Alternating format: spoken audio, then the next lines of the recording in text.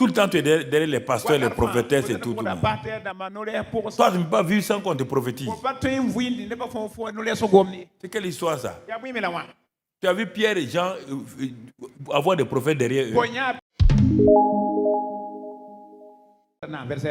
Toujours l'incarné, regardons. Galates 4.4. Mais on dit, lorsque les temps ont été accomplis, Dieu a envoyé son fils né d'une femme née sous la loi. Tout ça, c'est pour que vous compreniez. Puisque quand on va voir demain après demain, tu vas comprendre, il est soumis à la loi, tout. Parce qu'il va faire quelque chose. Quand il va à la croix là, il va bouleverser tout maintenant. Toutes les choses auxquelles les hommes étaient soumis, auxquelles l'incarné même était soumis, parce que les hommes ont péché là. Quand il va devenir péché là, lui-même, il va porter nos péchés et devenir péché là. Il a le droit de lever la loi. Puisqu'il va accomplir la loi. Il a le droit de dire à Satan, c'est fini. Et pour le moment là, il vit sous ça. Sous la loi. Sous la loi. Voyons le ministère de l'incarné. Il est venu pour faire quoi? En attendant, son but final c'était la croix. Mais en attendant que la croix soit manifestée, il est venu pour quoi? Jean 1, 45. Jean 1, 45, 46. Jean 1, 46, 45, 46. Philippe rencontra Nathanaël et lui dit, nous avons trouvé celui de qui Moïse a écrit dans la loi et dont les prophètes ont parlé, Jésus de Nazareth, fils de Joseph.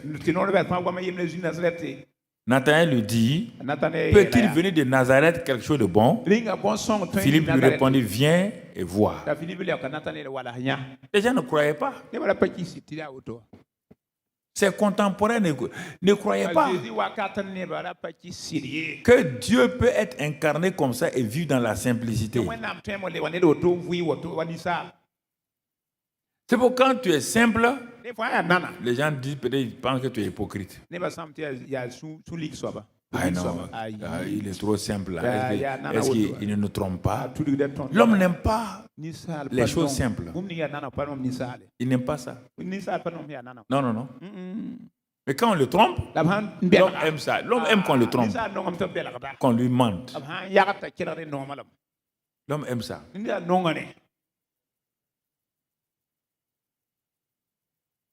Donc, vous comprenez? Maintenant, cet homme-là, incarné là, on dit que tous les pouvoirs lui ont été remis. Tous les pouvoirs lui ont été remis. Mais pourquoi il ne fait pas des choses? Pour montrer comment un incarné doit vivre, le premier incarné va nous montrer Luc 3, verset 21. Comment on doit travailler sur la terre. Tout le peuple se faisant baptiser, Jésus fut aussi baptisé. Et pendant qu'il priait, le ciel s'ouvrit. Tout incarné doit passer par l'eau du baptême. Tout incarné doit prier. Il dépend de Dieu. Les anges voient Jésus en train de prier et disent, mais on ne comprend pas. C'est lui qui a tout fait là. À qui tout appartient là. Il est en train de prier. Ça vraiment, on est étonné. Il suffit qu'il lève, même nous les anges là, on lève la main comme ça, les choses viennent. Mais on le voit entrer à genoux le matin en train de prier, à midi en train de prier, pour sa nourriture en train de prier.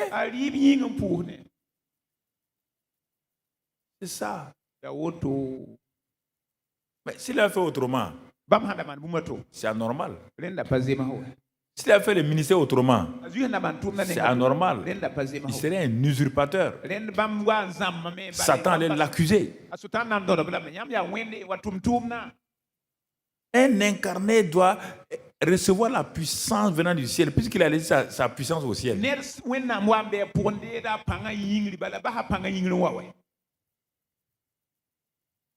Il prie, le ciel s'ouvre, le Saint-Esprit descend. Et la voix du Père dit, tu es mon fils bien-aimé en qui j'ai mis toute mon affection. Luc 4:1.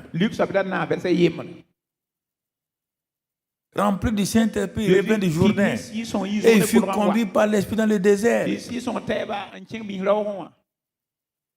Quiconque est rempli du Saint-Esprit se laisse conduire par le Saint-Esprit.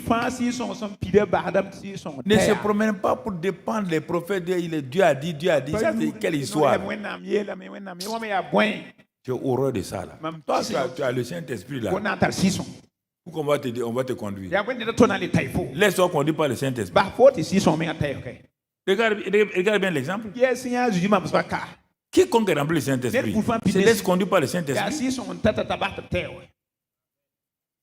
Donc toi tu es vide du Saint-Esprit. Tu cours à gauche à droite. Il y a quoi? Tu montres par là que tu es vide du Saint-Esprit. Que tu es foignon, tu es maïs seulement. Aïe. Pour un petit rien, quelqu'un doit prier. Pour un rien, tu cours ici. Pour un rien, tu amènes un pasteur chez toi. Le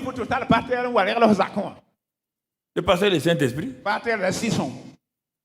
Saint-Esprit maintenant, il est attristé, c'est pourquoi il ne travaille plus en toi. Pourquoi il va travailler? Tout le temps, tu es derrière les pasteurs, les prophétesses et tout. Toi, tu ne peux pas vivre sans qu'on te prophétise. C'est quelle histoire ça? Tu as vu Pierre et Jean avoir des prophètes derrière eux. Tu as vu les chrétiens de la première génération avoir des prophètes derrière eux.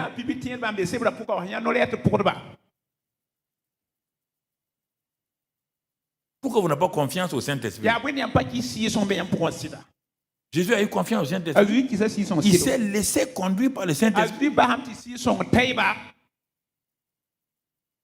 Quand on dit ça pour le Saint-Esprit, les gens se ferment la bouche. Mais si je me lève tout de suite, je dis ça, Amen. Non, moi je suis plus grand que le Saint-Esprit alors. Quand on dit le Saint-Esprit en toi, au lieu de dire Amen, non, tu me regardes comme ça, bogo. Regarde, heureusement que vous avez des masques, je ne vois même pas. Vous êtes assis comme ça là. Papa va nous bénir aujourd'hui. Mais le Saint-Esprit, vous l'énervez. Non,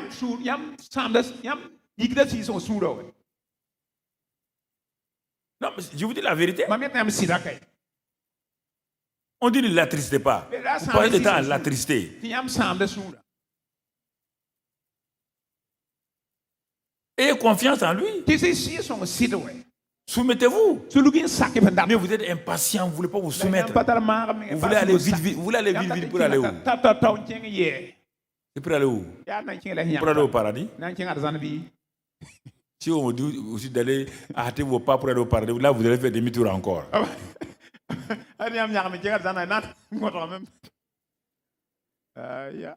Tout le monde veut, comme ces chants, quand tu es jeune là, tout le monde veut aller au ciel, mais personne ne veut mourir.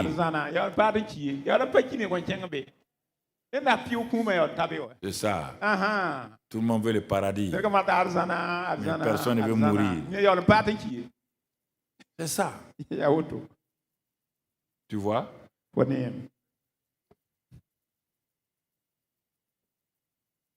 L'incarné.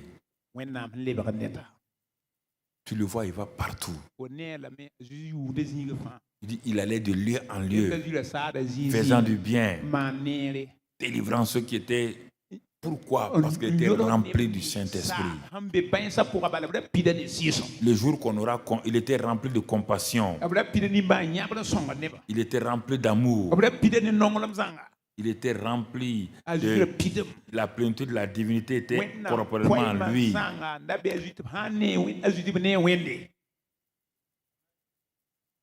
Il n'est pas venu pour lui. Il est venu montrer quiconque est homme laisse le Saint-Esprit venir en lui. Il devient aussi un incarné. La plénitude de la divinité vient habiter en lui. Mais comme malheureusement, on ne s'est pas soumis très souvent, on n'a pas renoncé à nous-mêmes, notre chair n'est pas habituée à se soumettre vite. C'est pourquoi nous sommes plus lents que Jésus. Mais comme Paul était un homme discipliné,